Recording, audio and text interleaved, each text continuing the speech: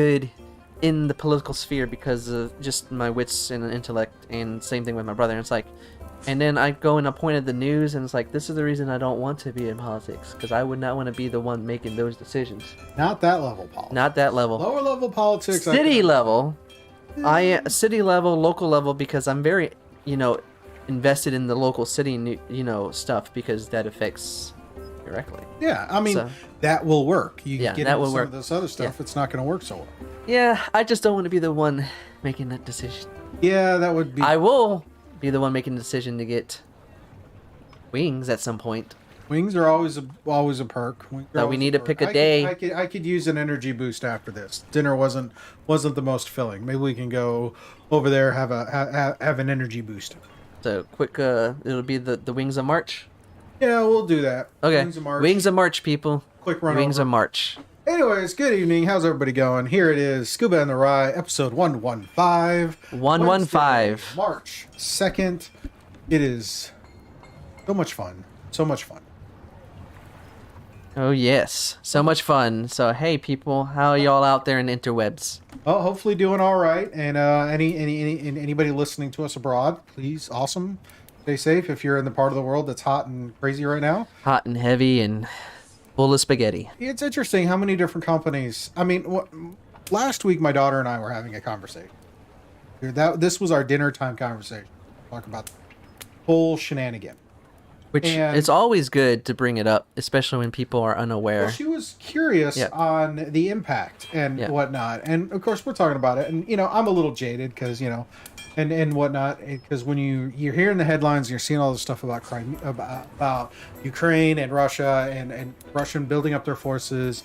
And then listening to, okay, what is potentially impacting, what's in that decision process? And more so, what is the reaction of the world? There's a lot of layers. Personally, I was pretty much of the opinion it's like Russia's going to do this. We knew it was going to do. We knew they were going to do it. It was just a matter of when. Well, they were saying it for weeks, saying they're going to do it, people. Well, I mean, Russia's concerned about it from an economic standpoint and an infrastructure standpoint. Very true. They have pipelines that run through Ukraine. If Ukraine is not beholden to them for any reason, then that could impact the financial stability of Russia. Keep that in mind as I said that. And now, and the rest of the world is shaking their fingers saying, don't do that. Don't do that. Don't do it. Russia did it. And short of, World War II style invasions, which, to be fair, the world does not have the stomach for. But for good reason. I mean, World War is not fun. I mean, it's a high investment of money and collateral. Yeah, it's not pleasant. It's not fun. So they doing this, and the world is telling them to shake their finger, tell them no. And Russia's called their bluff and went in. So until military action is taken, and the reason this was such an interesting conversation with my daughter is the whole discussion about how the U.S. handles conflict like that. Keeping in mind and remembering from your basic civics, the president cannot declare war. The president can take small, minute, fractional amount of action when it comes to the military in a conflict. It takes Congress. Congress to do something. And it was kind of funny because it was looking at, and it's everybody wants to blame the president for this, that, and the other. And he's the focal point. He's the guy or woman. Whatever. He's the head of state, so of course he's out front for it. I mean, that's the same reason why everybody hates Bobby Kotick, who's in charge of Activision, because he's the president of Activision. He is the face. Point at him, and you're the face. Bobby sat there and did quite a few things that pissed off the gaming community, but quite a few things. There's a lot of things he did, but we'll put that over for another discussion. But I was at the beginning of this. I was thinking that Russia will do this, and this will all be over. And Russia will make it. Obviously, we're seeing now Russia is not steamrolling through as efficiently as they thought they would. Hey, that works. Anybody who's been in the military, who's done a lot of these things, your plan of action only lasts until first contact. After that, what is it? Mike Tyson said once: "You have a plan until you get punched in the face." Yeah. Yep. Till you have first contact, it doesn't matter. Yeah. Anyways. So now, but it's interesting to see how the world is reacting in this modern digital culture. because everything is like of the instant. Yeah, well, what I'm looking at is, okay, we have the governments are applying sanctions. Great. You're applying sanctions. That's awesome. But sanctions do what? Other than make things difficult. They make yeah. That's the public sector. The private sector, on the other hand, is now jumping in sanctions of their own. What is it today? It's like most of your major video game manufacturers, most of your major studios and releases are stopping any release to Russia. Part of this. All the major movie studios are pulling out their releases of all their films for the current next few months. Which I find that kind of interesting and cool that in this age, you know, we can do that. Yep. And obviously, we know FIFA impact. FIFA kicked them out of their league. The UEFA, which is the big championship in Europe, they pulled out of St. Petersburg and moved it to Paris. Apple has stopped selling their products there. All the major petroleum businesses are divesting their investments. Ford discontinued their investment. So yeah. I mean, it goes to show you, if you're going to commit, you have to be mindful of the ramifications.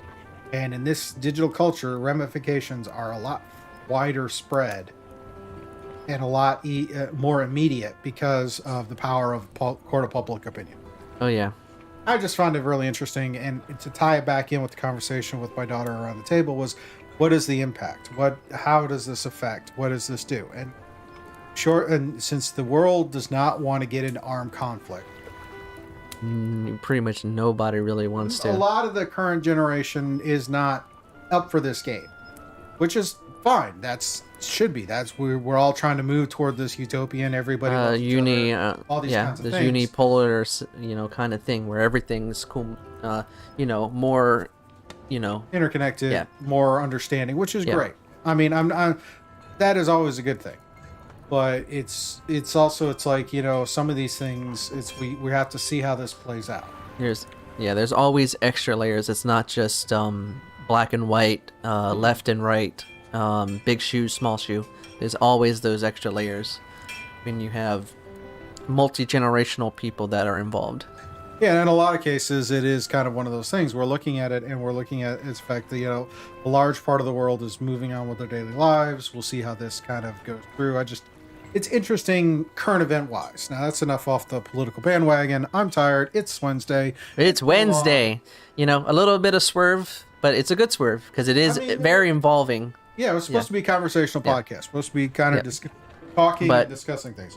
What's been happening outside of the that sphere with you, Scuba? Oh, how's work? How's life? How's everything else in between? Work. It's mostly work. This time of year, it's work, Monday through Saturday.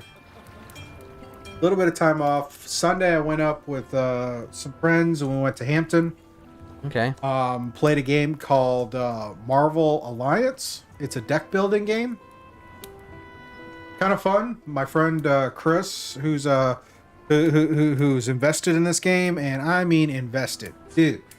Have you ever seen? Used to do Magic cards, right?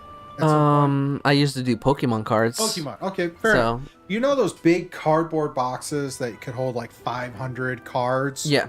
Right?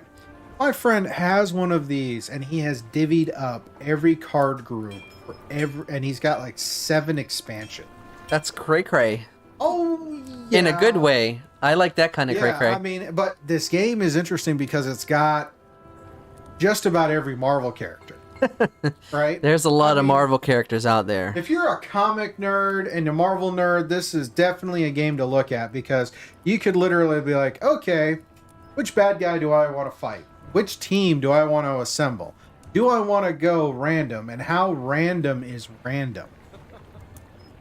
Like, pretty random, I guess. It was the first time I played this game. First time I heard of this game. Whatever. But it's a deck building game. So as you play through, you build a deck to kind of work through. Which is, it's an interesting concept of a game. But it was like, all right, what are we going to... Now, I'm in a room full of geeks and comic nerds. Yep. Right?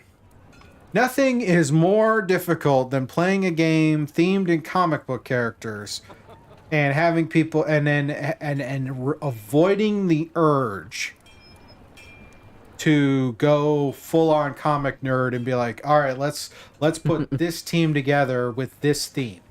Okay. First time playing, I wanted to go random. I wanted chaos. Yeah, it's always fun when you go random, but then again, you don't really know what's going to happen. The problem with going random with this game.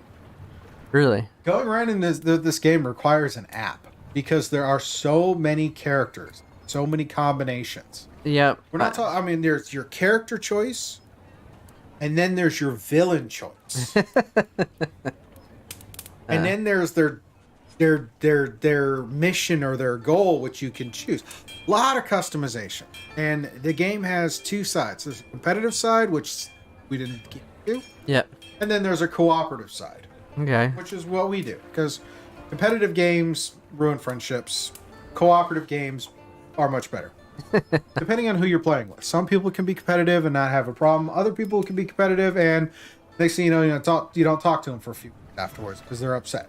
Yeah. It happens. That happens. So we were playing this game and I wanted to go fully random. A random villain, random mission, a random villain, random scheme, and random characters. Okay. And it was literally, my friend had to pull out an app and click on an app to get the randomization because he has so many expansions and so many characters in this game. Like this if you're picturing this card box for a trading card game, that's 500 cards in capacity. It's got 5 columns. It's probably roughly 18 by 24 inches. In there, he's got little index cards folded over each character. So if you look top down, it looks like it's index card all the way through. There's that many characters. And he had filled that box and then spilled over into another box. And he's got the stacks of all the rules. And it's like, okay, if I want to play Agents of S.H.I.E.L.D. characters, it's this set of rules. If I want to play as the villains, it's this set of rules.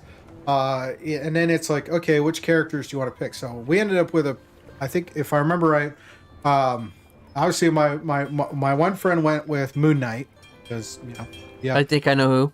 Yeah, we all know who. It's been around a while. You know who. Yeah. Midnight, Kitty Pryde, Old Man Logan. Ooh, that's a cool pick. Deathlock.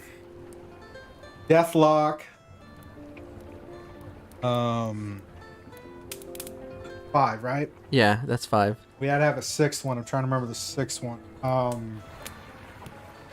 It's all good. Oh, I had it. I lost it. Anyway. But yeah, we had 5 players, 6 heroes. Had to randomly pick the heroes, and it was like then it was just playing this deck building game. And while we were playing, my friend is talking about how if you have this character and this character, they play off really well against each other. Okay.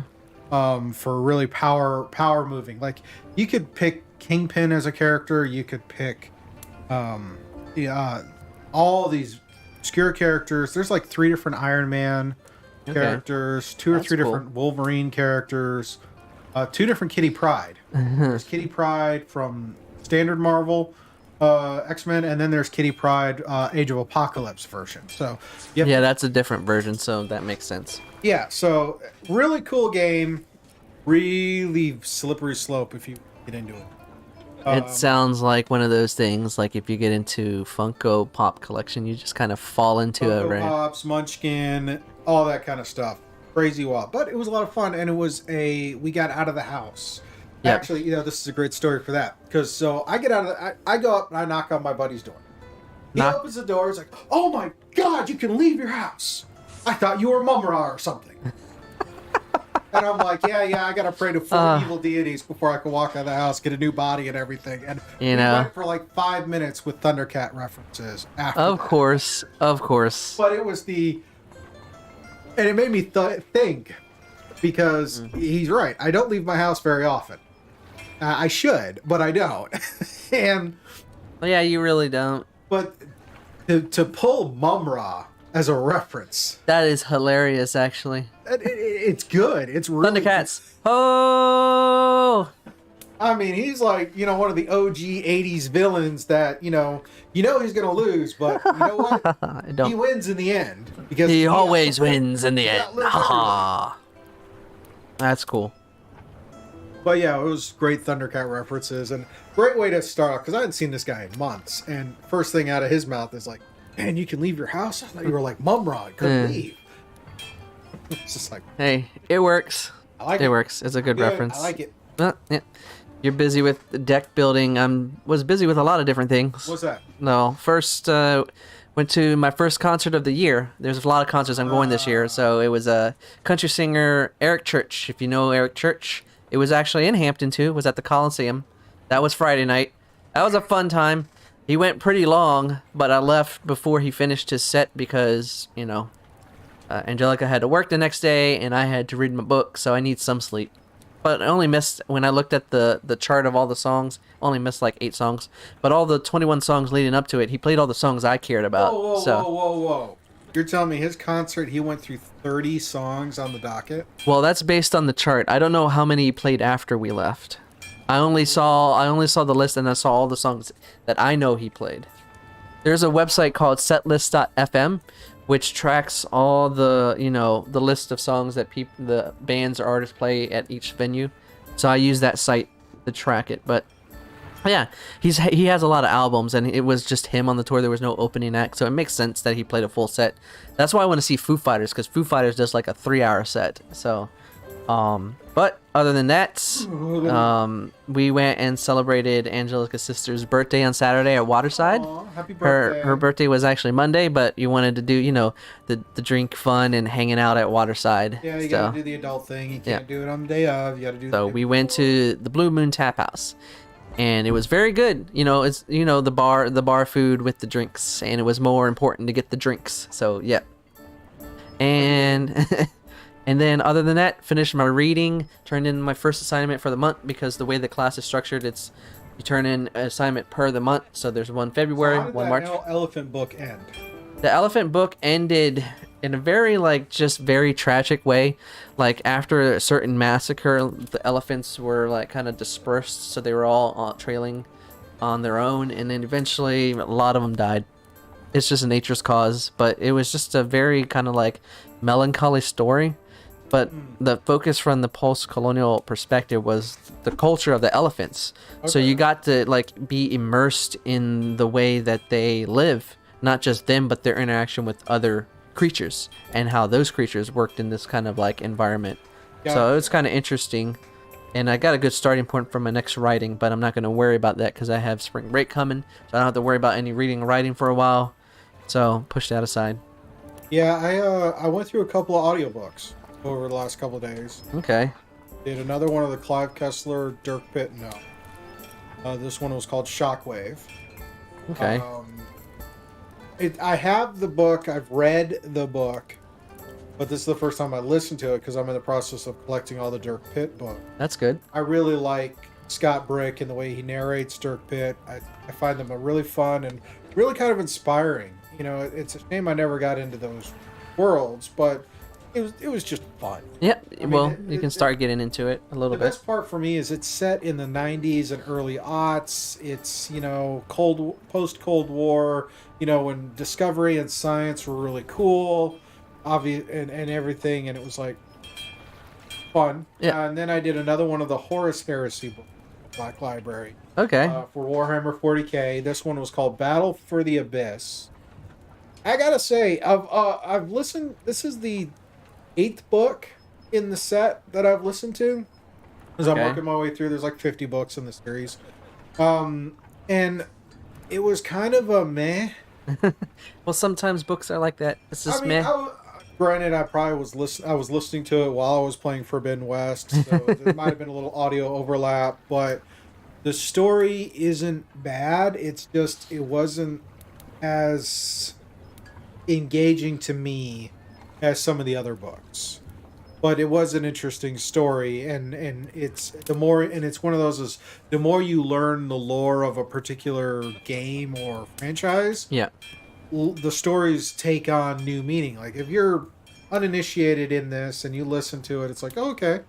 But now it's oh, well, I know I know these names, I know these characters, I know these groups, and it's like interesting. And it's another one of those gray area type things because it has Yeah.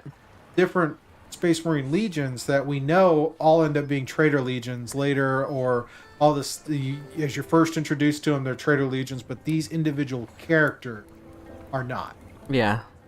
So Because the whole concept for the Horus Heresy is, the Primarchs start a civil war because some of them get corrupted and feel that they are better than the Emperor, and they decide to start a civil war. So it becomes a brother versus brother kind of fight, and you have all these pocket stories in between.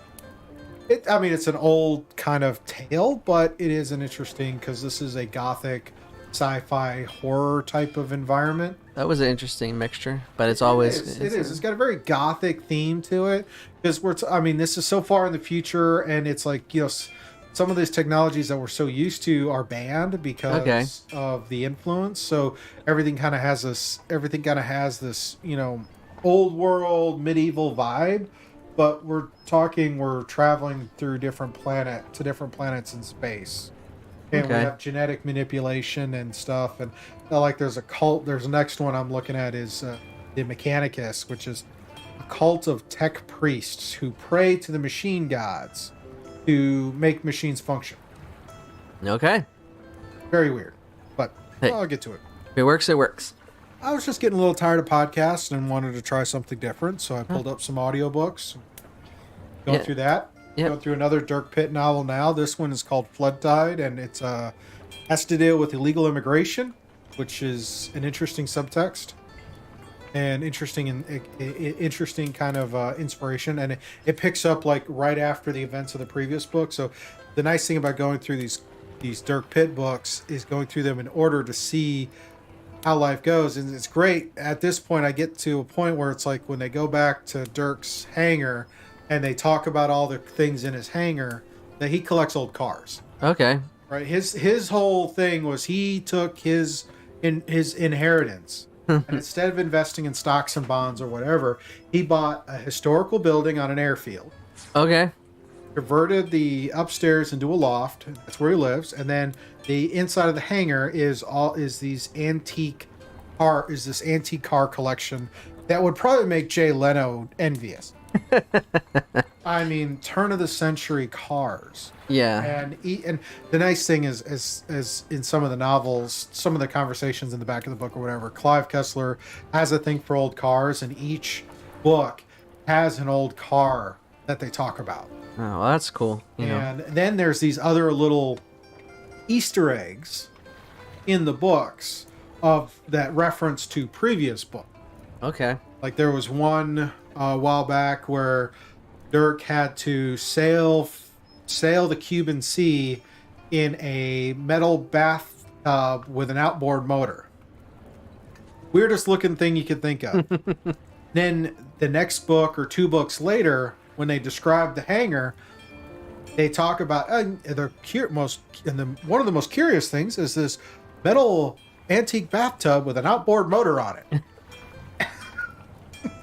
It's like I have a visual. It's a weird visual, but I have a visual in my head. Yeah, but so that's really nice kind of deal. And then some of this other stuff, like there was one book they found an old hangar, old Nazi hangar in Europe. It had a bunch of these Messerschmitt's aircraft. Okay. That are in great condition, other than they've been sitting around for 40 years. And because he had done the French investigators, great service in helping them find something and work with them, one of them was like, so there are 16 planes. I only count 15. I don't care how you move it. And it's like, calls in some favors and takes this old World War II Messerschmitt aircraft back to his hangar and suspends it in the ceiling after restoring it to working order. There you go. Because that's the thing. Every one of the cars works. Hey, it works. I found it a lot of fun. I'm sorry. It's a good, change of pace. You have your gothic novel. You have that kind of intrigue. It's an adventure novel. They tried one movie adaptation. I don't think they'll ever do them again. But the novels are a lot of fun, and they're nice globe-trotting, kind of and oceanographic related. And there's a lot of historical bits and comments and little statistic bits that are kind of cool. Like when he talks about the ships, he gives you all the specs on the ship. So if you're a nautical person, you'd understand the what some of it is. All I do not claim to understand it fully, but I could tell the scope and concept when it's like, okay, this is a ship.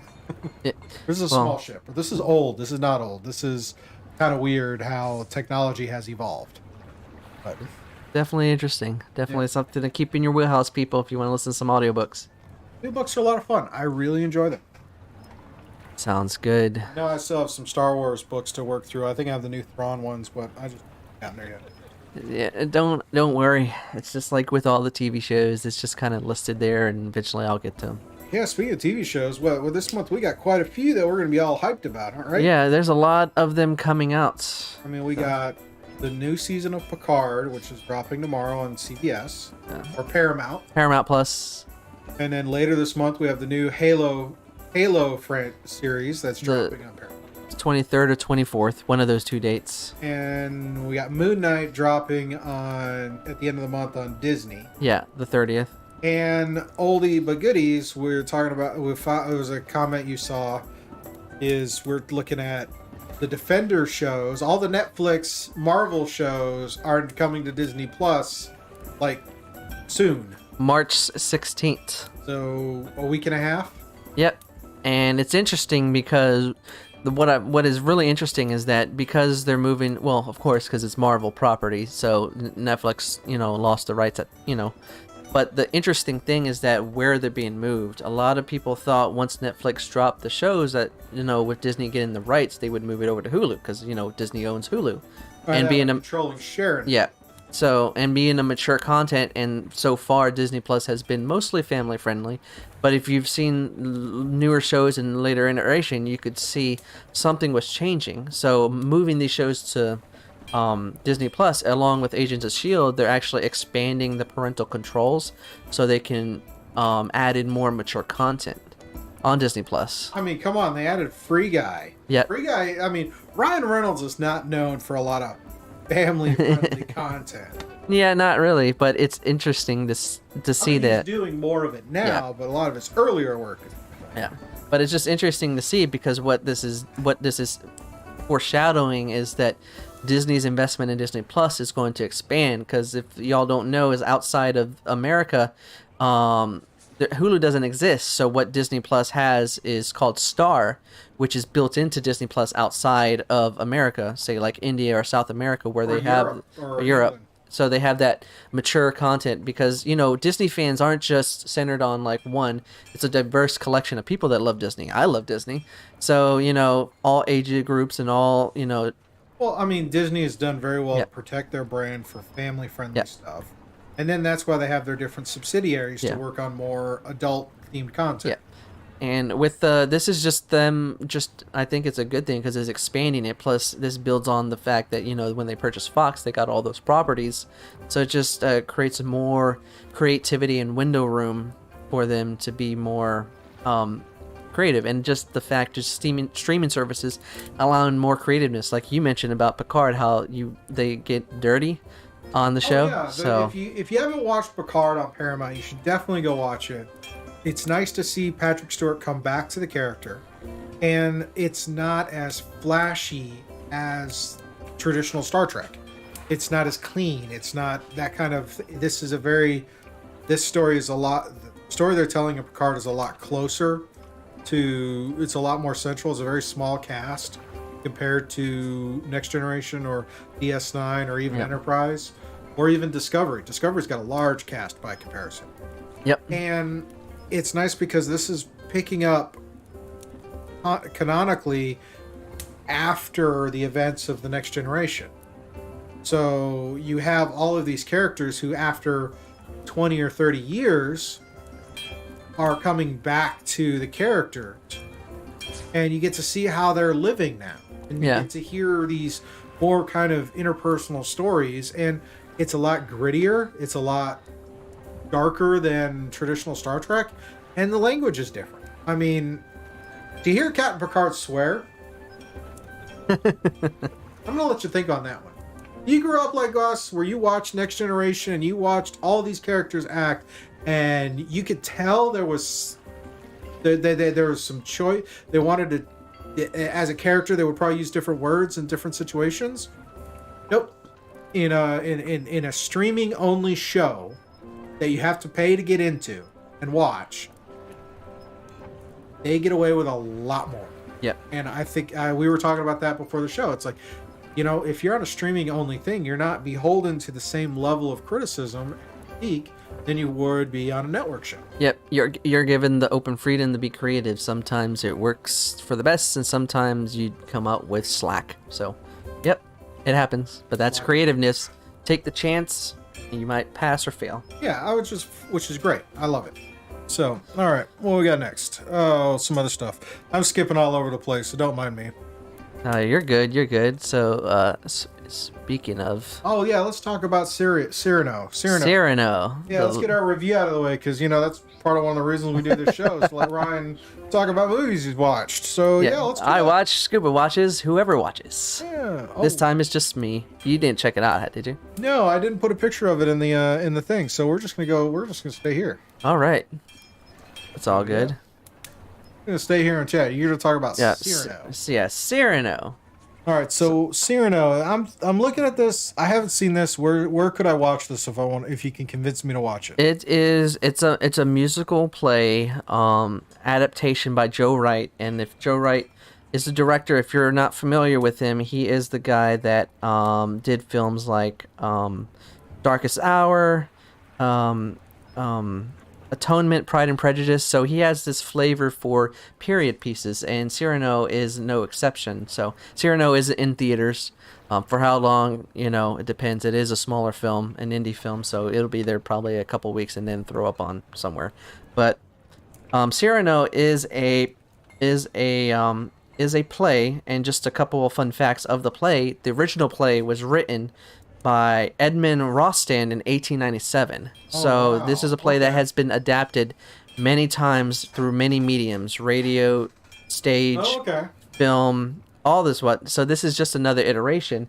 And another fun fact is that the play is a fictionalized tale, but it's based on a real life guy of the same name. Yeah, Cyrano De Bergerac, who lived in he was there was one of the podcasts I listened to is called Stuff You Missed in History Class. Yep. It's part of. It used to be on a network called How Stuff Works. They apparently were purchased and absorbed by iHeart. Yep. So now it's under iHeart. The girls there did a couple of episodes on Cyrano de Bergerac. Yep. And his growing up and all of the stuff that comes after it. And prior to that, I'm thinking like the Steve Martin movie. Yeah. Who's got the big old fake nose or whatever. Yeah. I think, with that mental image in mind, and then seeing that, the lead for this is Peter Dinklage. Yeah, Peter Dinklage plays the role of Cyrano de Bergerac, who is a soldier and a statesman, because he's very good with words and poems. And it is Peter Dinklage. Yeah. I don't see him doing slapstick like. Yeah. Yeah. I mean, he probably good. He's a really great actor, but... Oh, yeah. I mean, you seen that viral video of him going space pants? I haven't, but I will check it out after this. But, anyways, so the story is a journey of one Cyrano de Bergerac, and basically what it centers around is that his relationship with his closest friend Roxanne, who is played by Haley Bennett. Yeah. And what you find out in this film is that it's a romantic film, but it's more than just that. It's amalgamation of many different things. It's a musical. It's a period piece. It has a lot of infusion of modern music and choreography within the romance tale. So it's the journey of this friendship where Cyrano, he has deep emotions for Roxanne. He's been friends with her since childhood. So they've been friends since childhood. So, but he thinks that he's just not worthy of her love. So he kind of just does enough to keep the friendship going, but not enough to where he wants to profess his love to her. And through the first part of the film, you get to see this like beautiful aloofness of their characters, and it's done through a good melding of musical and modern music. So when you set the stage, no pun intended, for them, is that it's this melding of just drama and suspense of this relationship that's set in this period, because of the music, because this is a musical, so a lot of the music helps push forward the basics of a romance. But we're getting a lot of musicals in the last few months. West Side Story, this one, Tick Tick Boom, Tick Tick Boom, In the Heights. So does this move into the second part where when all of us who think about Cyrano, where this other person is interested in Roxanne and he kind of coaches him to help build that relationship? You hit it on the nod. So the first half is building this connection. So the story helps build the backstory and the characterization, so you feel this like rawness connection to both Cyrano, who has these feelings, but he doesn't feel the worth that to profess to Roxanne, and Roxanne is just this one that's stuck in this ambiguity and this aloofness of love, what she thinks you can experience love. And what happens is that when she sees this other character who goes by the name of Christian, played by Kelvin Harrison Jr., there's this like a love at first sight.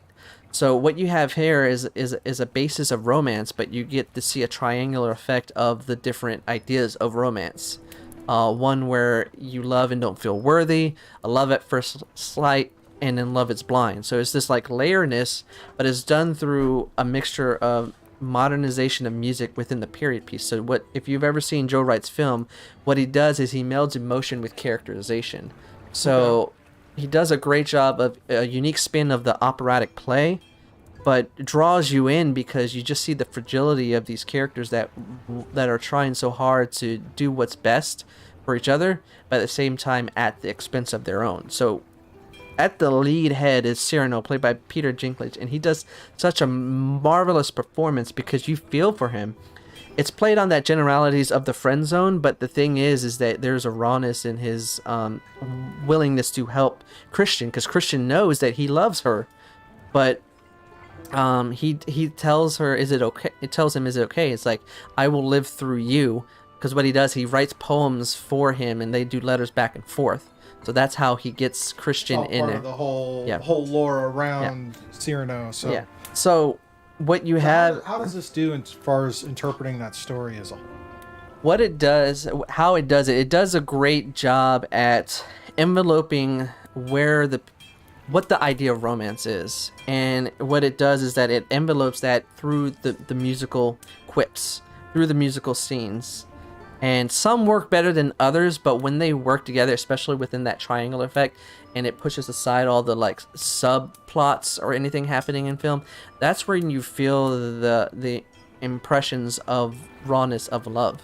And you get the one thing that I got from watching this film is that you see a lot of the inspirational elements for modern day romance from this play. Okay. And what Joe Wright does a great job is take the generalities and do an about face and creates his own unique spin on not just the play, but what is the idea of love between characters that are on this journey, and is fraught with very real world consequences because of the time period they live in. All right, so what'd you give this one? Overall, I think this is a great adaptation of the classic tale, and Joe Wright does a good job of mixing in modern musical spin within the musical motif. And what makes this film great is the relationship and characterization between those three. Okay. And overall, it's a great time. There is some misses. There's some couple musical sequences where it's like, this should not even been here. But I'm not going to say what it is in case anybody wants to see it. 3.5 out of 5 is worth seeing. It's a good date night movie, matinee. Cool. And you like plays, so this is another one. Throw in your wheelhouse whenever you can check it out. I might get to it. Yeah. I was actually thinking about watching Stomp again. Trying to find that. Yeah. But West Side Story is on Disney Plus. I did show you that.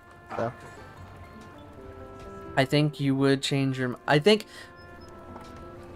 I know your feeling because I had the same feeling, but I think it's one of the things where you push that expectation at the door and just see it for what Spielberg does. I mean, I like Spielberg, so I might do that, but I'm not seeing that anytime soon. No, I'm not saying right now, but I'm just saying I think you would enjoy it. So it is Spielberg, but Excuse me, I'm sorry. I'm like short on sleep. No, you're good. You're good. But that's not the only thing I watched. A new series dropped on Netflix for me. Oh, really? That was a Viking Valhalla, right? Yes, it's the sequel series to the well-acclaimed Viking series that took place on History Channel. It had 7 seasons, and this is a sequel series to that, and it takes place 100 years after the events of the final season. Okay. And this one centers around, because it's based in Norse mythology and lore and stuff, so they focuses on Leif Erikson and his rise to prominence within the Viking world. So the first 4 episodes focuses on that because he's a Greenlander who comes to Norway, and then he gets involved with what's going on, because what the season starts off with is that the King of England decides to massacre all the Vikings that are, if you're not familiar with the Viking age, the Vikings invaded England, so they settled there. So the start of the season takes place when the King of England massacres all the settlements of the Vikings in England. So it sets off a chain reaction where all the Vikings that are in Norway, Denmark, and stuff come together to go to England to take revenge. And then Leif Erikson gets involved in that because they're coming from Greenland. They have no idea of the Viking culture, and you're just watching his prominence build through his actions within the battle and the war. Interesting. Where's this one running? What series? Oh, what streaming platform? Yeah. Netflix. It's 8 episodes long. I've gotten through the first 4. Original Vikings like a history and an Amazon show? History, yep, history/Amazon. But the producers went to Netflix, and Netflix threw them a ton of money. So yeah. Hey, money walks. Let's get the project done. But overall, it's good so far. I can't compare it to the original series because it's 7 seasons, so got to give it its foundation first to see where it goes. That's nice. It's far enough ahead in the future where if you didn't watch the first series, you're not going to be completely lost. That's something they need to do with Star Wars, but that's for another discussion. But anyways. How's the hunting going on in Forbidden West? Oh, it's fun. We were talking about this. I'm kind of at a point where I feel like I'm at a critical point in the gameplay. Okay. And I say that because Forbidden West is an open world kind of game, which means you don't have to go through the quests. Yep. You can roam around and explore and do all of these things other than the quest. Side quests, all that, and you will pick up side quests at varying levels and varying places, and so far they all are tying together in some way, shape, or form, which is really cool. But I've gotten to the point where it's like my next main story quest is balanced for level 17. Okay. Last night I hit level 36. The level cap for the game is 50. Yeah, that's pretty quick. Well, I spent a lot more time wandering and exploring than doing the quests or picking up the various side quests. Yep. So right now, the lowest level quest I can do is a level 15, which is over by a cauldron, which I haven't explored that region yet. Yep. Or this mainline quest for getting an item to help progress the main story. So I'm now at the point where it's like I need to do the quests because I don't really have much. I'm getting a little bored wandering around, taking out machine herds. Yep. As I wander around. Now the nice thing with this is the game actually rebalances you a little bit. Yeah, you did mention to me that of the Apex versions. Yeah.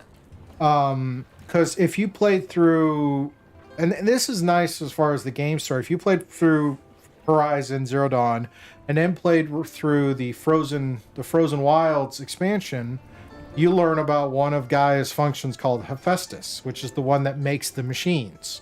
Okay. And Mephistus is making hunter-killer machines. Where this carries into this game is Hephaestus has infected and is making these machines that are called Apex machines, which don't have the same vulnerabilities as the standard machines. And the amount of them you will see in the game is based on the difficulty you choose. Okay. And the number of normal machines you're wiping off the map. in a particular region.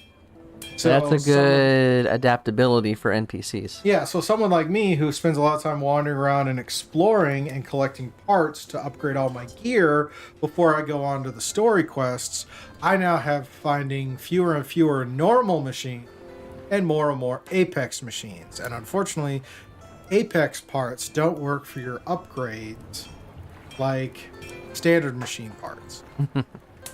I thought they did until I started looking, and then looking fact that when I go and I look at my inventory, any of the Apex parts, because it'll tell you what you can use it for, whether it's sulfur shards, use it for crafting, use it for upgrades, so on and so forth. All the Apex parts sell for money. Like, well, yeah. And they're not getting that difficult. So, I mean, when I was going through and I was seeing Ravagers again, and remembering in the first game I had to be like at level 15 or something before I started crossing paths with Ravagers. In this one, I come across them pretty early on. Yeah. And it's like, taking them down is not as difficult. There was one Rebel outpost I went through. They had a Ravager in a cage. I killed I took out half the compound and then released the Ravager. And regretted that decision completely. Well, sometimes consequences. It happens. But overall, it's fun. Like I said, I'm at level 36. You don't get all your skill. You get skill points through side quests. So if you complete all the quests without leveling up, if you have all the quests complete before you hit level 50, you're not going to be able to unlock all the different skill trees. So that's part of why I'm going so slow and leveling up more than completing quests, so that if I do level up and I max out the number of skill points I can get through leveling up, I still grab skill points through quests. Now, from what I can tell so far, I've got maybe a third of the map explored. That leaves me 2/3 of the map I still have to explore. Yep. And after that, it's like, okay, so I still have a lot of quests and discoveries and knickknacks to find. We'll see how it goes. But yeah, I think I'm 40-50 hours in, about nowhere near the end game or the mid game. I think I'm in the middle of the mid game, but I'm not anywhere near the end game. Because right now, I think that I only have one quest that's above level 25. Everything else is below 25, and I'm already, a solid 10 levels over that. Anyways, what about you? How's your progress in Elden Ring going? Well, I just picked up the game, because it dropped Friday, and it is going well. If you know anything about Elden Ring, it's a new game from Software, and if that name is recognizable, they're the ones that do the Dark Souls games. So the game comes with a certain level of difficulty, as in there's only one difficulty. It's tough. But the thing is, they said going into this game, a lot of reviewers out there and also the game developers indicated that this would be the most accessible game for people who just don't like to just suffocate and die. And it is true. So unlike the other games, this one actually takes place in an open world, and the world is called the Land Between. And your character is basically on a quest to find the Elden Ring or something like that. But the cool thing is that once you drop in the land and go, it's just kind of left for you to discover and figure out. And the unique thing about the exploration is that the exploration will lead to unique findings, as well as different paths on how you can tackle things. So you don't have to hit one area, there's a boss, and then you have to get past that boss to get to area B. You can find different ways around, or you can just run for your life so you can get to the next point, and then Which one are you playing it on? What system? Yeah. Xbox Series. How was the performance on Xbox? Xbox Series have no issues. No issues at all. There was some definite reports over the weekend with Elden Ring not working too well on PC. Yep. And a little bit of trouble on PlayStation 5. Yep, but they quickly got those fixed because which was great, because I think they had frame rate locks on PC over the weekend. Yep. Friend of mine who picked it up for PC after all the issues with it on PC, turned around and bought it for PlayStation 4. Okay. So yep. I don't know, but I know they fixed it quickly. And even with the issues, like, it's still the highest played game right now on Steam.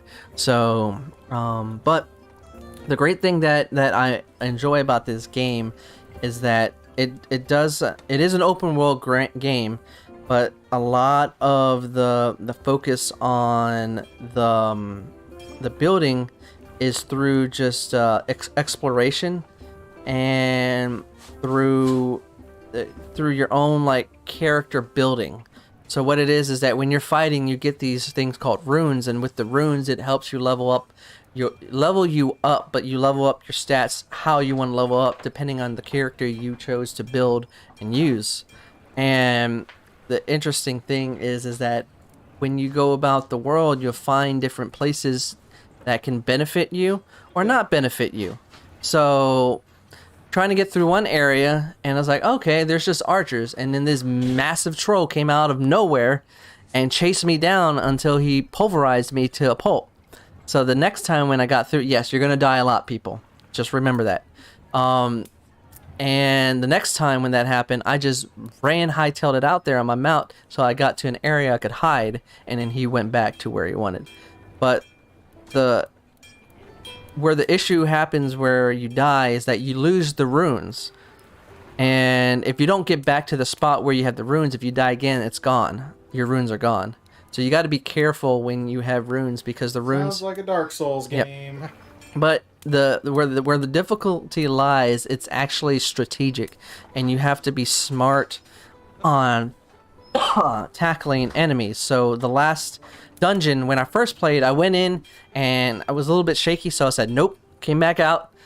And when I went back to play the game, which is it's one of the places called the Stormfoot Catacombs, so I went back in there after leveling and grinding and finding some other things. I went back in, and when I took out all the minions and then eventually got to the boss, yes, I died a couple times at the boss, it's the strategic element. It's the feeling I had, which I told you off.